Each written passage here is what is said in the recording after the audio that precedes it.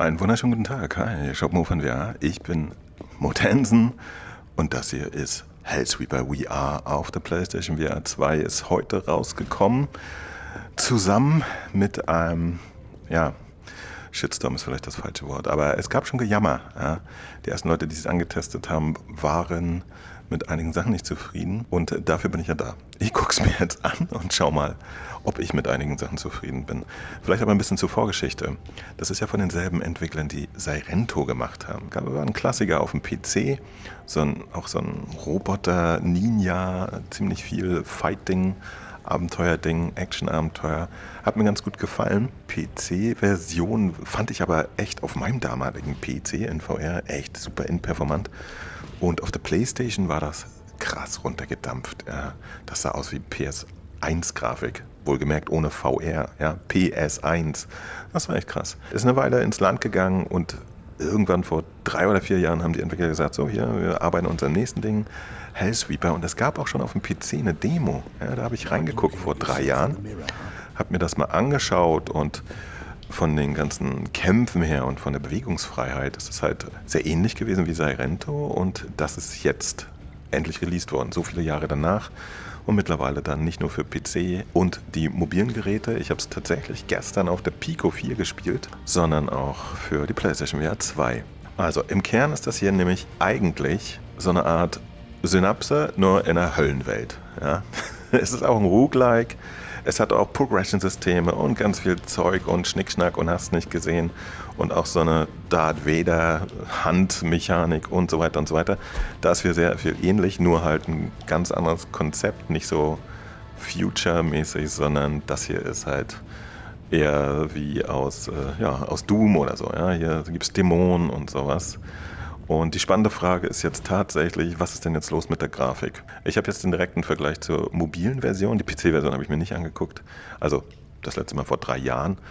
Und ja, also hier ist auflösungsmäßig gerade nicht viel zu holen. Das erinnert uns ein bisschen, würde ich sagen, an die gute alte PlayStation VR 1. Ja? Allerdings zu ihren okayischen Zeiten. Ich habe jetzt nach dem Drama, was es schon gab, wirklich mit No Man's Sky am ersten Tag Auflösung gerechnet. Aber das ist es nicht. Ja, das ist echt, ja, es ist nicht sehr hochauflösend. Wenn hier Tafeln mit Text sind, dann muss man da nah rangehen, um sie zu sehen. Meine Hände sehen allerdings scharf aus. Das ist ungefähr ab, 4, 5 Metern fangen die Sachen an, ein bisschen blurriger zu werden. Und da hinten so 10 Meter entfernt oder so, da sieht man halt, wie die Pixel mit dem Anti-Aliasing ringen und arbeiten. Okay. So, jetzt haben die Entwickler aber tatsächlich schon ein Statement rausgegeben. Es gibt auch einen längeren Reddit-Beitrag, wo sie gesagt haben, ja, als wir angefangen haben, Render-Pipeline, mittlerweile hat sich eine Menge geändert. Auf jeden Fall konnten sie jetzt, um den Release-Termin einzuhalten, nicht noch schnell auf eine andere Engine-Pipeline switchen, um halt auf der PlayStation VR 2 dann auch das fantastische Eye-Tracking und Forward-Rendering und sowas alles rauszuholen.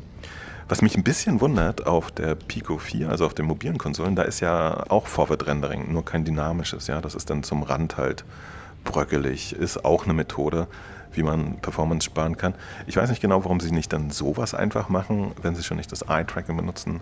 Gibt es schon Methoden, wie man Performance auch mit klassischem Forward-Rendering sparen kann, aber weiß der Geier. Also wie gesagt, das Sirento auf der PSVR 1 war auch technisch unterirdisch, aber es hatte eine riesen Fangemeinde, weil es wirklich eine riesige Bewegungsfreiheit hatte, was damals in VR noch ein bisschen unique war. Das hier ist übrigens unser Avatar, ja, den kann man sich ja auch gestalten, denn das ganze Ding hat auch einen Koop-Modus. Ihr könnt ja auch mit einem Kollegen zusammen rein und das ist schon mal mehr als Synapse kann, ja, da könnt ihr nur alleine durchlaufen, also zu zweit ist natürlich immer ein bisschen witziger.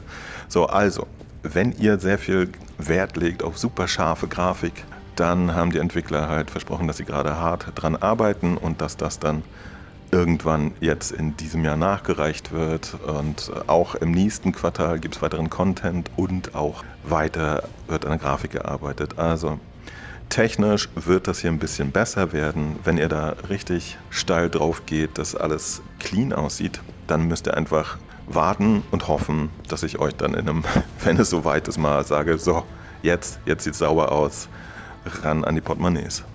Das ist der Fall. Okay, jetzt gucken wir uns mal das Spiel selber an. Hier haben wir so eine Art Hub, Ja? Mit den Sachen, die wir schon errungen haben. Ich habe ja gesagt, das hat so ein Progression-System. Hier die Tutorials habe ich schon im Vorfeld gemacht. Die macht man eigentlich, wenn man ins Spiel kommt. Auf jeden Fall gibt es schon einen markanten Unterschied zur mobilen Version, was die Grafik inhaltlich angeht. Also auf der Pico und natürlich auch auf der Quest sind wesentlich weniger Geometrie-Details da. Das ist alles sehr runtergestrippt und auch sehr viel weniger Shading oder sowas. Ja, da sieht einfach alles flach und wie Papier aus. Und hier sehe ich schon auf sehr vielen Details dann so ein bisschen Glanz und so. Aber auch hier zieht die Grafik jetzt halt insgesamt nicht die Butter vom Brot. Ne? Also da haben wir auf der PlayStation VR 2 schon noch Kandidaten, die machen ganz andere Ansagen. Aber es ist okay, ich würde mir das für so einen Action-Titel gefallen lassen. Die Waffen und sowas, was man in der Hand hat, die sehen auch deutlich besser aus. Die sehen halt entsprechend dann metallisch aus und haben Strukturen und so als auf den mobilen Konsolen. Ja. PC-Version habe ich nicht gesehen. Da weiß ich jetzt nicht, ob es einen Unterschied zur PlayStation VR-Version gibt. Das könnte man auch nochmal überprüfen. Aber vielleicht ist ja ein bisschen Raum für ein Side-by-Side-Video. Ja? Schauen wir einfach mal. Jetzt gehen wir rein. Ich wähle mal Neuling, weil ich einer bin. Multiplayer halt nicht. Und hier seht ihr es, hier steht Roguelike. Achso, es wird aber wohl Herausforderungen und Trainingsraum auch noch geben. Mal schauen. Dieser Käfer hier, der begleitet uns und quatscht uns immer zu bei Gelegenheit. Don't know why. Und jetzt gehen wir einfach mal rein. Das ist jetzt unsere echte erste Mission. Wie gesagt, das habe ich gestern auf der Pico schon mal durchexerziert und das hat mich fast mit mehr Fragen als Antworten hinterlassen. Bei aller Auflösungsgeschichte, eine Geschichte, die ich trotzdem nicht weiß, ist, warum müssen solche Texturen echt krass Low-Res sein? Ja, eine PlayStation 5 hat da echt genügend Speicher und das sind Dinge, die ich dann auch nicht verstehe, wenn es nicht nur allgemein technisch, sondern auch an manchen Stellen inhaltlich technisch nicht so krass aussieht. Okay, hier können wir uns schon mal irgendwie aussuchen, in welche Richtung wir uns powern wollen. Ich würde mal hier... Ich war auch gestern schon ein bisschen überfordert, ja. Hier gibt es wahnsinnig viele Dinge, die man drücken und machen kann und sich immer alles durchzulesen, was das bewirkt und so, wenn man das Spiel noch gar nicht kennt. Finde ich auch ein bisschen anstrengend. Hier seht ihr aber auf jeden Fall, hier haben wir die Machtfähigkeit, ja, Dinge schweben zu lassen. Inwieweit uns das im Spiel wirklich weiterhilft. Ja, man kann dann wirklich so abgetrennte Gliedmaßen vom Gegner den anderen wieder entgegenschleudern. Ich muss das alles erst ausfinden, ohne Scheiß. Ob das jetzt wirklich der Shit ist, bietet zwei Möglichkeiten im Level. Also bei Synapse zum Beispiel habe ich diese Darth Vader-Fähigkeit eigentlich nie benutzt, weil mir das irgendwie zu umständlich war. So, jetzt konkret. Eine Waffe, Schwert. Das könnt ihr auf so einem Slot legen. Dann wird eine Handbewegung dazu führen, dass ihr ein Schwert in der Hand habt. Ja? So, dann möchte ich gerne eine Schusswaffe. Die ist auch sehr nützlich. Die lege ich mir auf diesen Slot. Scheinbar kann man bis zu 4 Waffen ausrüsten. Hier genau dasselbe Spielchen. Wenn ich jetzt so mache, habe ich die Pistole in der Hand. Ja? Und hier sieht man es auch. Ja? Die hat sehr viele Details und so weiter. Und auf der mobilen Konsole sieht es einfach aus wie mit Papier beklebtes Stück Ding. Ja? Also, jetzt gehen wir mal rein hier, um zu sehen, was es zu kämpfen gibt.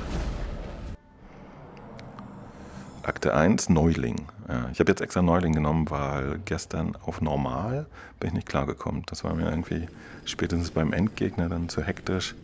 So, was ich weiß ist, hier sind immer so komische Dinger. Die kann man zerschießen.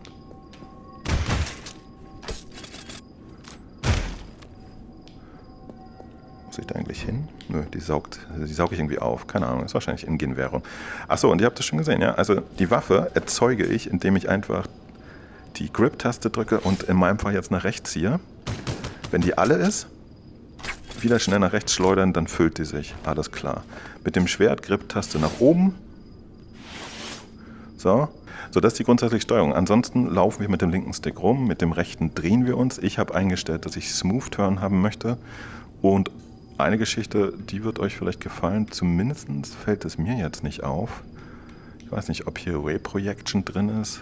Für mich nicht wirklich erkennbar. Also für mich fühlt es flüssig an, kann aber trotzdem sein. Und damit sind wir im Spiel. Ich habe auch eingestellt, dass die Waffe an meiner Hand klebt. Und jetzt fange ich an, hier einfach die Gegner abzuschießen und zu bekämpfen.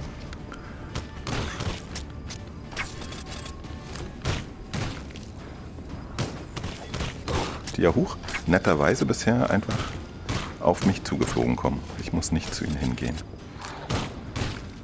So. Diese Dinger hier bringen weiterhin irgendwelches Geld. Achso, und zusätzlich zu der freien Bewegung kann man nämlich mit dem rechten Stick... Wartet mal, ich muss den mal hier hauen. Hau. So einen Jump machen.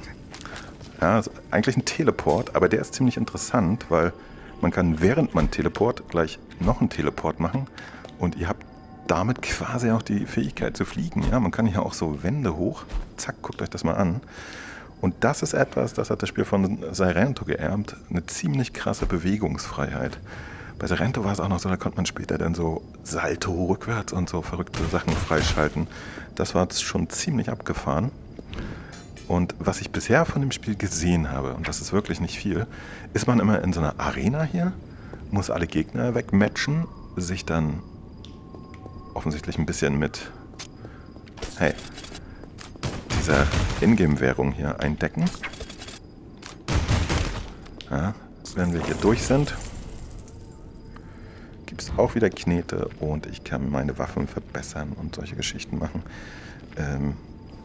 Ich nehme mal den hier. Das ist ganz schön viel, was man sich gleich am Anfang merken darf, aber sagen wir mal so, ja, man hat ja Zeit, man muss das ja auch nicht am Anfang sich alles merken. Man kann das peu à peu entdecken. Ich fand es jetzt gestern beim ersten Mal spielen der Pico-Version irgendwie ein bisschen überladen hier. Jetzt schießt er auf mich.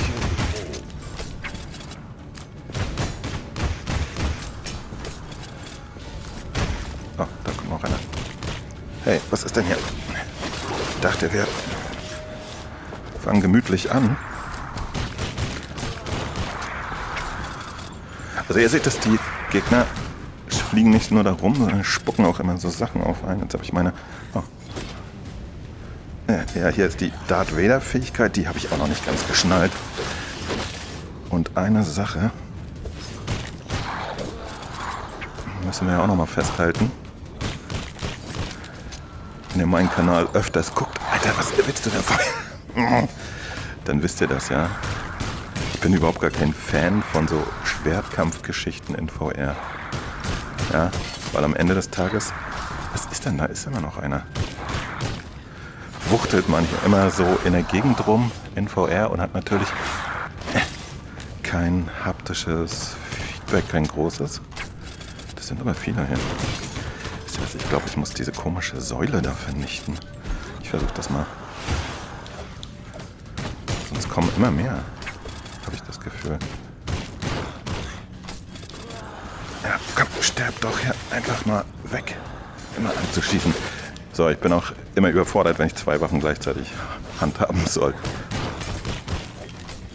Vielleicht einige ich mich mir selber ja mal... Oh, ich habe seine komischen... kaputt. So, okay. Wieso ist mein Schwert falsch rum? Oh, und es gibt also Bullet Time. Guckt euch das an. Das habe ich auch schon wieder vergessen. Zack, einen Knopf drücken und dann... Ja, ich bin jetzt aber auch selber in Bullet Time. Sehr merkwürdig. Komm schon. Fuchtel, Fuchtel, Fuchtel. Dir auch ein paar drüber. Klebt was an meinem Schwert.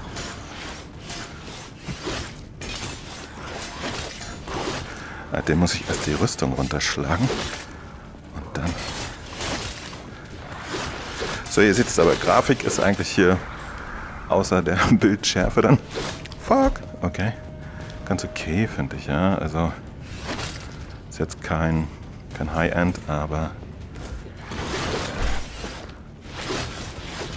Auch für PlayStation 2 Verhältnisse geht das eigentlich ganz gut. So, schlagen wir mal so ein Ding hier ab. Bruder, du wirst auch behagt. Hep. Feuer machen kann ich ja diesmal nicht, ne? Ne, das muss ich erst... Oh, kann aber 2 Schwerter haben. Scheint auch was zu bringen. Schön.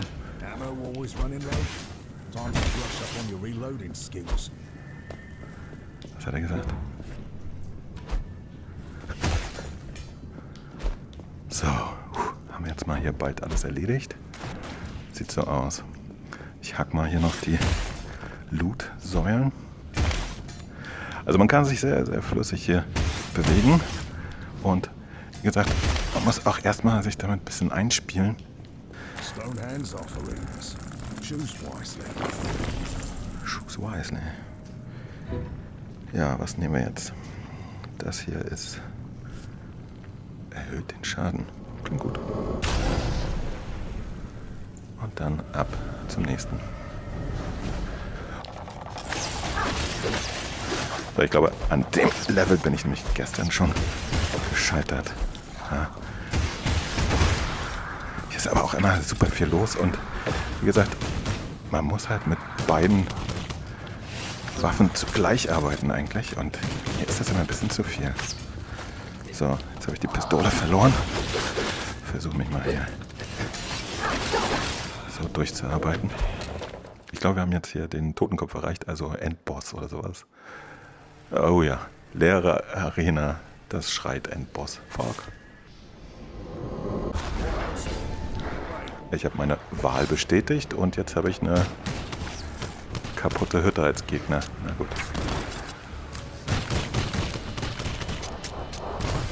Und lauter Sachen, die auch nicht geworfen werden. Unangenehm.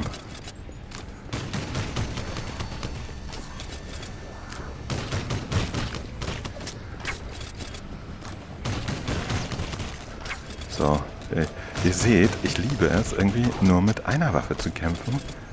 2 auf einmal in jeder Hand ist mir aber zu viel.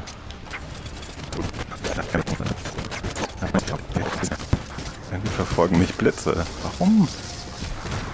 Ich weiß auch nicht, ich habe das Gefühl, der Endboss da, der hat irgendwie so ein Schutzschild oder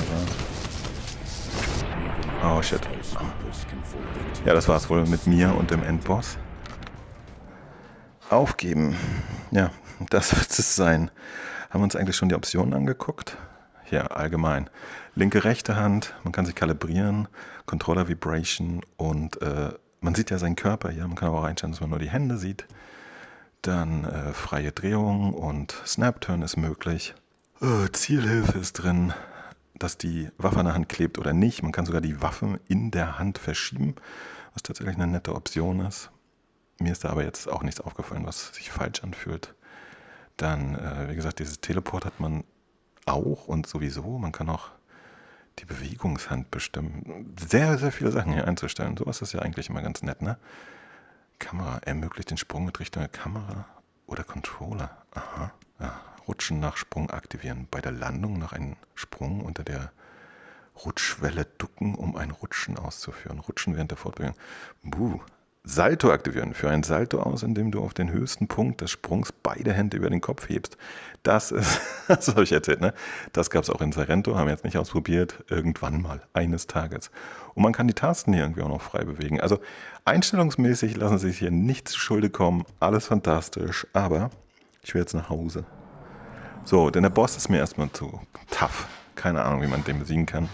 Ich kann es erstmal nicht, aber das ist halt auch so roguelike, ne? Also man lernt, man kriegt Experience, man levelt sich auf und das nächste Mal schafft man es dann vielleicht und wenn nicht, dann das übernächste Mal.